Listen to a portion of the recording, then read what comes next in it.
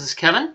I'm going to show you a little program I wrote to demonstrate how numbers are connected via Kaprekar's constant. Everything you see here are little nodes of numbers. Well, first of all, this graphing thing is pretty cool. You can grab onto part of it and move it. You notice some of those lines are crossing, so let's move that so we don't have any crossing lines.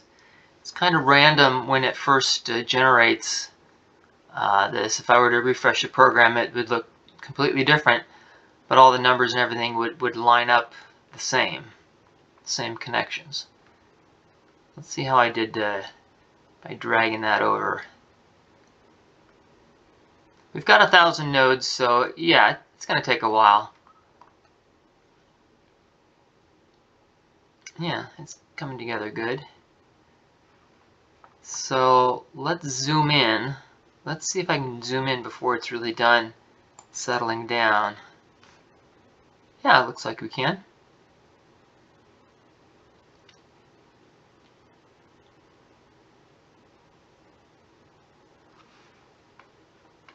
So the really solid blue ring here is because there's arrows. All of these numbers are going into there, so there's an arrow, but since it's so crowded, all the arrows really overlap.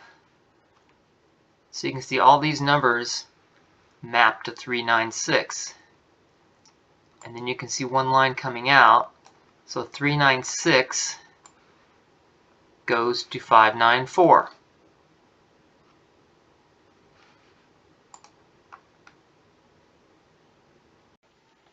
So 396, we order the numbers highest to lowest, and then lowest to highest, 369, and then we subtract,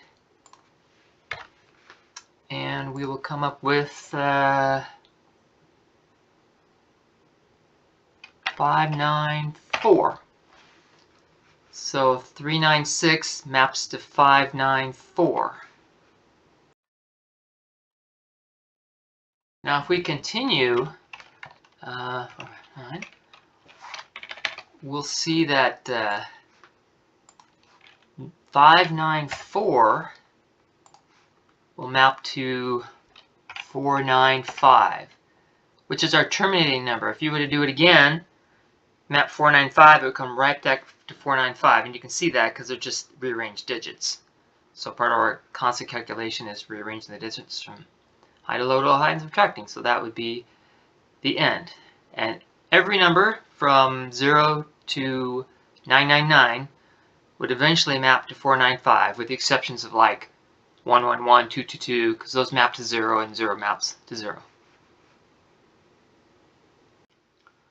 So here you can see 396, and there's one line falling away from it. So it should go to 594. There it is. And then it's got two lines going away from it. So one of them should be going to 495. Let's see. Yep, there it is. 495. Just in case you're interested, I went ahead and put this into a paintbrush and put the numbers that represent the node in the very middle of each little cluster here. You can verify those if you want. Now I'm trying to line up the nodes just to see if any sort of interesting pattern occurs. It's real fun watching this wiggly business going on here. Let's move this over a tiny bit to line that up a little better. We can move around. Make this line up a little better with the node above it. Let's see what we come up with. Oh, let's move this up a bit. Let's just do a fit and see what happens.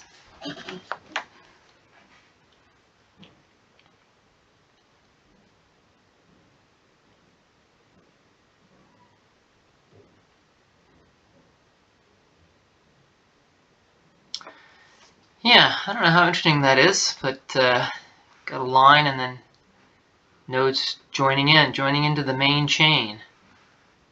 It's like we have a main chain of 6 and 3 go into it. Check out this monstrosity. This is the 4-digit case. Wow. That is just crazy. I wonder if given enough time, these nodes would move around and look a little less chaotic.